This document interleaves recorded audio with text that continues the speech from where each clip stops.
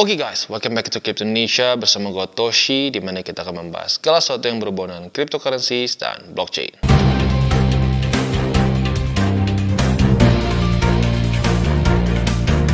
Dan kita akan update lagi meme coin. Saya beberapa udah mulai ada yang nanya, "Duh bang, gimana ya bang, memes kok makin hancur?" Dan ya lumayan sih, lumayan ya. Dalam 30 hari ke belakang, overall market cap dari meme coins itu minus 30,81 ya. Kalau satu persatu ini ya ada yang cukup bikin serem sih ya. Kayak contoh, PP minus 44% ya. Bonk 33, Floki 41. Mungkin yang paling gila di top 10 yaitu si Melania ya. Itu minus 80,75%. Belum lagi Fartcoin kemarin sempat 90 kayaknya kalau nggak salah ya. Ya intinya banyak yang berantakan ya, banyak yang luar biasa merah merona. Nah jadi ini adalah sober reminder bahwa meme coins itu nggak cuma ngepam-pamnya aja ya. Waktu ngedamnya juga nggak main-main. Begitu lebih ekstrim dibandingkan BTC. Signifikan di atas BTC volatility-nya. Begitu. Jadi jangan cuma mikir enaknya aja ya, meme coins itu juga ada pahitnya ya. Oke, sebelum kita mulai seperti biasa gue akan disclaimer dulu bahwa semua konten dari TCI bukanlah financial advice. Ini semua bentuknya adalah edukasi ya. Dan sebelum kita mulai gue akan terus mengingatkan ya, dan tidak akan pernah bosan untuk mengingatkan bahwa meme coins ini bukanlah shortcut, bukanlah jalan pintas bagi lo yang pengen cepet kaya. Dan jauhilah cara berpikir seperti ini. Bang, lu kan BTC udah dari bottom 2022 ya. Ya gue nggak bisa bang beli BTC. Sekarang kalau gue beli BTC gue nggak akan jadi sultan bang ya. Sekarang gue tanya ya, buat lu yang semua portonya meme coins apa kabar? Rata-rata yang curhat ke kita, yang ancur-ancuran, yang sampai gagal nikah itu yang isinya meme semua. Memes dan alt semua. Begitu. Jadi please ya, ini jujurnya nggak sangat tidak cocok untuk newbies ya. Meme coins ini justru untuk orang-orang yang sudah lebih fasih TA, fasih fundamental, dan mungkin lebih penting lagi adalah lu udah actually profit di market gitu. Justru buat orang-orang yang udah actually profit di market, udah modalnya mungkin udah dikantongin ya. Nah lu sebagian dari hasil lu ya, hasil lu profit yang kemarin-kemarin, nah itu lu bisa pakai ya cuma 10 ya, sebagian kecilnya untuk di memes gitu. Karena memes itu very speculative gitu, apalagi untuk pre-sale ya. Pre-sale sih menurut gua udah benar-benar itu tidak cocok untuk newbies ya. Lebih cocok untuk orang-orang yang memang sudah bisa menjaga resiko begitu ya. Nah, memes maksimum 10%. Maksimum 10% untuk portofolio. Pre-sale maksimum 5%. That's it ya. Jangan sampai kelebihan, karena kalau kelebihan ujung-ujungnya bikin stres begitu. Jangan lupa 70%-nya atau 60%-nya di BTC supaya bisa menjaga stabilitas dari portofolio spot kalian gitu ya. Oke, sekarang kita akan langsung masuk aja ke chartingnya. Hari ini kita akan bahas PP dan Fartcoin. PP udah ada beberapa yang nanya, Fart sih yang banyak nanya ya, karena ya sesuai dengan pembahasan kemarin kena struktur ya. Tapi ntar deh, untuk Fart kita masuk dulu ke PP. Untuk PP sekarang itu dari titik tertingginya di Desember kemarin sampai ke sekarang tuh minus 66%, ke week terdalam sampai 71% ya. Ya makanya kenapa gue bilang saat kita dikasih SOP TP ya kita lakukan TP. Bagi lo yang sudah TP, apalagi ngikutin cara TCI ya sudah 4 kali nih, ya udah dapat kesempatan 4 kali, mungkin ya sekarang udah ngerasain kenapa kita harus punya SOP TP ya. Dan ya selanjutnya kalau kita ngelihat secara setup ya, di setup PP ini kita sudah dapat posisi short ya, retest 1 retest 2 di angka 0,000995. Nah, posisi short kita ini target TP-nya boleh pertimbangkan di angka 0,000882 atau nanti data penting keluar ya. Data penting itu di jam setengah 9 seingat gue ya. Jadi setengah 9 malam kalau masih belum ada tanda-tanda mau kena target TP, pertimbangkan untuk ya tutup posisi atau minimal pasang SL bagi lu yang agresif ya. Oke. Posisi spot ada di angka 0,000882 dan di 0,000785. Ya, sekali lagi gue ingetin, boleh akumulasi tetapi dengan alokasi yang tepat ya, maksimum 10% untuk portofolio spot. Karena kalau udah kelebihan, stres sendiri. Ya udah terlalu banyak orang yang curhat seperti itu ya. Next, Fartcoin. Untuk Fartcoin kita sudah bahas bahwa spot stop ya. Kenapa stop? Karena ya rusak nih strukturnya di sini ya. Jadi pada tanggal 1 Februari dia jebol struktur awalnya, dan biasanya kalau ini kan Fartcoin itu bisa dibilang salah satu memes yang masih cukup baru ya. Memes yang cukup baru biasanya ya setelah dia listing ya dia akan coba buat struktur ya, itu ya ini untungnya dia kebuat struktur nih di awal. Tetapi di tanggal 1 Februari jebol, Nah, kalau udah jebol seperti ini, seperti yang gue sudah bahas di video gue sebelumnya ya mengenai ya memes in general, ini akan bisa mendekati kondisinya seperti Manta ya. Manta kita sudah bahas dari di sini nih ya, dari di April 2024. Kita sudah bahas untuk stop, jangan akumulasi spot. Kenapa? Karena ada satu fenomena di market yang sering kali disebut sebagai catching a falling knife begitu ya, dimana dia kehilangan semua struktur ya, kehilangan semua support. Lu bisa lihat sendiri di sini ya, mulus, nggak ada support sama sekali. Nah, yang sering kayak terjadi adalah dia yang nggak ada momentum gitu, dia nggak ada momentum dan ujung-ujungnya membuat lower low, lower high, lower low, lower high, lower low, lower high, dan seterusnya begitu. Bahkan dalam kondisi waktu itu BTC menguat pun di November cuma menguat dikit, hanya membuat satu lower high ya, and then lower low lagi.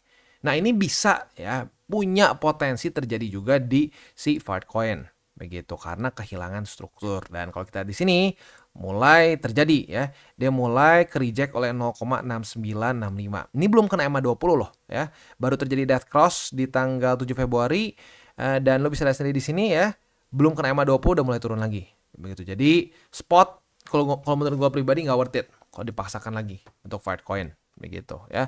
Bang, tapi ada nggak sih bang kemungkinan dia bisa bangkit lagi? Ada aja ya, tidak ada yang 0% kemungkinannya. Tetapi saat lu mengambil resiko sebesar itu, ya harus siap dengan potensi kalau sampai terjadi kayak si Manta. Kalau lu siap dengan potensi kayak si Manta tadi nih, setelah kehilangan struktur ya, lu siap dengan resiko bisa terus catching a falling knife seperti di sini, ya monggo.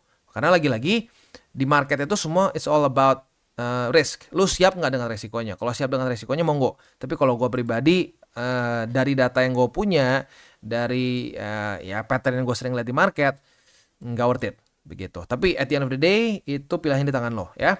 Oke, untuk posisi future saja langsung ya, karena nggak ada spot untuk Fart. Kemarin terjadi retest pertama. Nah, apabila pada hari ini terjadi retest kedua, kita bisa pertimbangkan untuk buka posisi short ya. Nah, posisi shortnya ini sekali lagi di angka 0,6965. Target TP-nya kalau lo lebih konservatif mungkin boleh pertimbangkan di sini nih, di angka 0,4841. Kalau lo lebih agresif boleh pertimbangkan di struktur sini nih ya.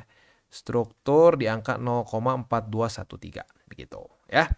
Oke, itu kurang lebih untuk update dari memes ya. Yang lain sih nggak tahu sih, kayak nggak terlalu banyak yang tanya sih ya. Ya intinya sih lebih banyaknya ke PP dan Fart begitu ya. Karena PP memang ini kan salah satu meme coin yang kita bahas dari waktu zaman di sini. Jadi udah banyak yang ngikutin juga di TCI. Jadi ya rata-rata orang nanya ada PP juga lah begitu ya.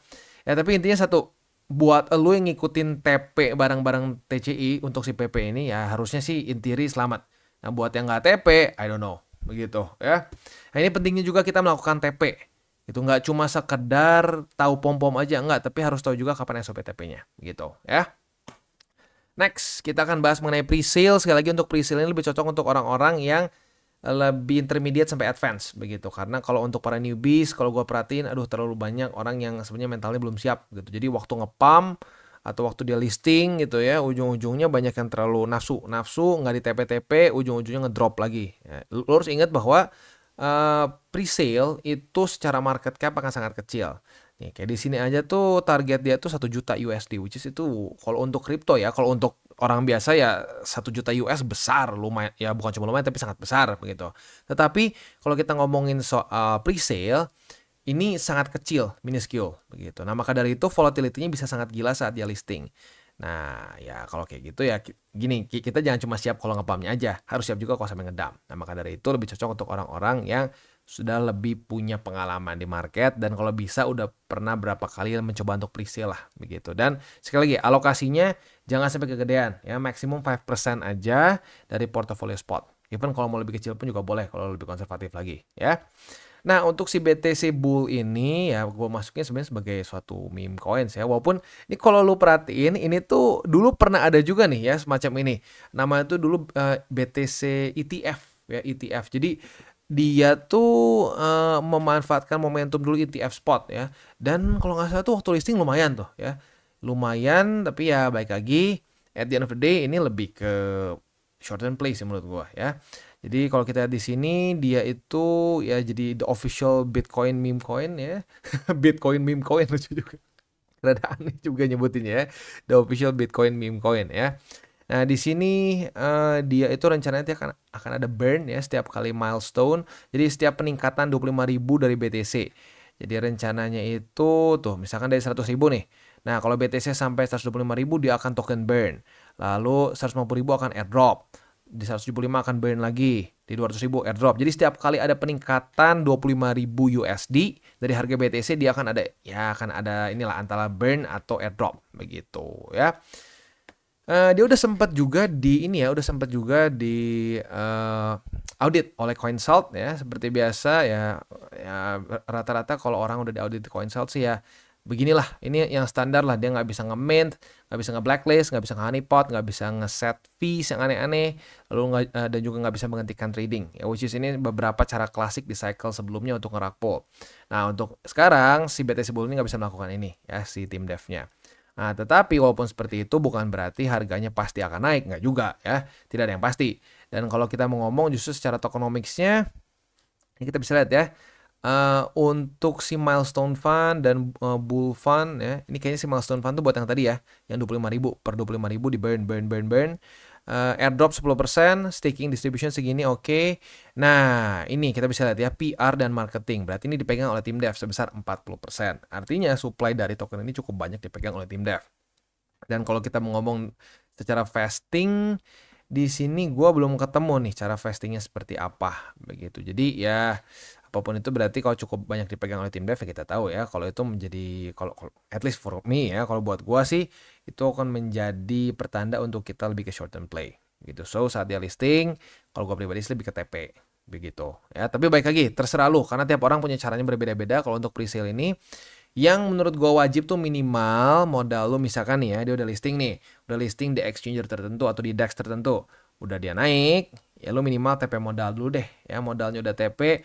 Pinter-pinter lu sisanya, lu mau TP semua sama profit-profitnya boleh, lu mau biarin jadi cacing-cacing naga-naga boleh ya, tapi yang penting resiko modalnya diberesin dulu, diselamatkan dulu, and then ya sisanya kita bisa cari lagi presale. At least itu cara gue ya. Kalau cara gue sih presale ini lebih ke ya udah kita kuantitas aja ya, kita udah sediakan berapa persen dari porto, terus kita puterin, ya ujung-ujung sih profit. Kalau gue begitu ya. Tapi orang lain kalau misalkan punya cara lain ya monggo, tapi harus siap juga dengan resikonya. Gitu. Lagi-lagi semua itu urusan risk management ya. Bukan menghilangkan resiko, tidak ada yang namanya tidak ada resiko. Semua ada resikonya. Lu keluar rumah aja ada resiko, ketabrak dan lain-lain ya.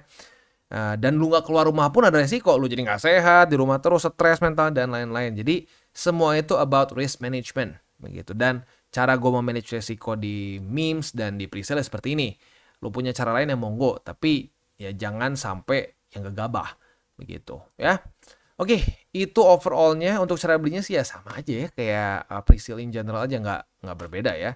Tinggal lu pakai MetaMask, lalu lu konekin aja wallet lu. Setelah lu konekin wallet, ya tinggal lu beli. Tinggal belinya pakai apa? Ya kalau gue pribadi sih lebih prefer pakai USDT ya. Kalau pakai ETH langsung atau pakai crypto in general tuh nanti takutnya lu lupa. Lu beli berapa, harga berapa. Kalau pakai USDT kan gampang hitungnya. Oh, gue beli berapa dolar gitu ya. Oke, itu kurang lebih gambarannya sih ya. Sekali lagi untuk si BTC Bull ini ya lebih ke vibe-nya tuh lebih mirip kayak zaman dulu ada Bitcoin ETF Spot ya. Nah, itu juga sama tuh dibikin tokennya. Nah, dia mungkin pengen apa namanya, kan sekarang makin banyak nih orang yang kayak wah altcoins kacau nih, altcoins kacau. Nah, dia kayak pengen ngambil momentum dari orang-orang mulai exodus lagi ke BTC mungkin ya. Maybe sih like that. Tapi kalau gua tetap ngelihatnya ini sebagai ya udah meme coin saja dan lebih ke jangka pendek gitu ya. Oke, selanjutnya ya sebelum kita tutup urusan update dari meme coins ini, ya ini mumpung nih ya, mumpung lagi kita ngerasain merah gitu. Bukan kemarin lah ya, 2024 kan kita berapa kali ngerasain tuh, wah altcoin season, bukan altcoin season, meme coin season ya, udah ngapain beli BTC, nggak akan kaya. Nah sekarang yang sudah mungkin merasakan seperti ini, sadar kan pentingnya kita punya rasio portofolio yang benar. Begitu. Jadi boleh kok punya meme coins, boleh punya altcoins, tapi dengan takaran yang tepat begitu. Ya sama kayak gini deh ya. Lo minum susu misalkan ya, atau jangan susu apa. Lo minum teh deh, kalau susu kan nggak jarang pakai gula ya. Teh ya. Teh pakai gula enak nggak? Oh enak ya, enak. Nah, tapi kalau teh pakai gulanya sekilo gimana? Ya cuma 1 gelas, tehnya si gulanya sekilo. Ya lu akan kemanisan, begitu kan? Ya sama dengan oats dan memes. Kalau kebanyakan ya hancur gitu ya. Jadi yang penting adalah rasio, yang penting adalah takarannya, jangan kebanyakan begitu. Tujuan dari BTC ada di portofolio kita tuh apa? Apalagi di masa-masa QT. Ya, apalagi kalau di masa QT ya, bukan cuma masalah jadi safety belt loh BTC itu. Di masa-masa QT in general, BTC outperform alts. In general loh, lu bisa perhatiin. Nah, orang-orang tuh kadang-kadang punya bias tertentu seperti ini. Wah, yang ini menang nih lawan BTC. Oh, yang ini menang nih lawan BTC. Tapi pada faktanya kalau lu ngecek gitu ya, oh semua memes menang kalau lawan BTC. Lu bisa lihat performa dari memes, misalkan kayak Doge gitu ya, di 2022 begitu. Di 2022 sekarang berapa persen? Begitu. Jadi lu mengambil resiko lebih signifikan, tapi dengan gains yang lebih kecil daripada BTC. Aduh, itu kan konyol gitu menurut gua. Nah, kebanyakan orang tuh nggak ngerti seperti itu karena dia nggak mau tahu. Cuma pokoknya ngedengar katanya semua memes bikin lu kaya, BTC bikin lu biasa aja gitu, nggak jadi sultan. Ya, tapi ya faktanya bisa lihat sendiri. Faktanya malah kebalikan, banyak orang yang jadi miskin gara-gara kebanyakan memes. Begitu. Bukan salah memesnya, tapi salah orangnya. Ya, salah orangnya makainya tidak tepat. Sama aja kayak mobil. Mobil tuh sangat kepake, sangat bermanfaat begitu ya. Tapi kalau sama lu nggak dinyalain mesinnya, sama lu jadiin cuma gerobak gitu ya, lu dorong, jadi lebih capek. Ya dong, signifikan lebih capek dong. Tapi kalau tahu cara pakainya, ya malah bisa menguntungkan sekali buat kita. Begitu ya. Oke, kita tutup dengan 3 golden rules. Jangan pakai uang panas, jangan over leverage, berpikirlah jangka panjang, dan salam tabur tuai. Apa yang lu tabur akan lu tuai ya. Jadi taburlah sebanyak mungkin, baik. Dan bagi kalian yang belum mengikuti DCWT atau Daily Charting with Toshi, bisa klik di sini, di mana kita akan daily chart your favorite cryptocurrencies. Dan buat lo yang masih bingung cara baca TA, chart, dan hal-hal lain, bisa juga kita klik di sini tutorials with Toshi. Ya. Dan buat lo yang belum memiliki akun ya, di berbagai macam cryptocurrency exchange, bisa klik di bawah ada link kita, lo bisa pilih sendiri. Ya. Lalu selanjutnya jangan lupa juga untuk join Telegram grup kita, di mana kita bisa ngobrol-ngobrol santai mengenai dunia cryptocurrency secara 2 arah. So, jangan lupa untuk like, subscribe, click the bell icon, and see you on the next video.